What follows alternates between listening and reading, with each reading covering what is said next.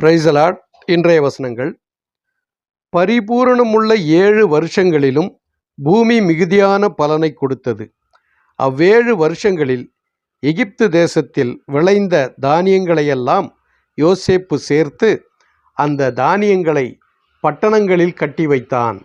அந்தந்த பட்டணத்தில் அதினதின் சுற்றுப்புறத்து தானியங்களை கட்டி வைத்தான்.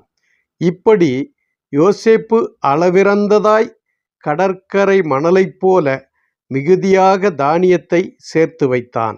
அது அளவுக்கு அடங்காததாயிருந்தது. பஞ்சமுள்ள 7 வருஷங்கள் வருகிறதற்கு முன்னே யோசேப்புக்கு 2 குமாரர் பிறந்தார்கள். அவர்களை ஓன் பட்டணத்து ஆசாரியனாகிய போத்திபிராவின் குமார்த்தியாகிய ஆஸ்நாத் அவனுக்கு பெற்றாள். ஆமேன். ஆதியாகமம் 41:47 முதல் 50 வரை.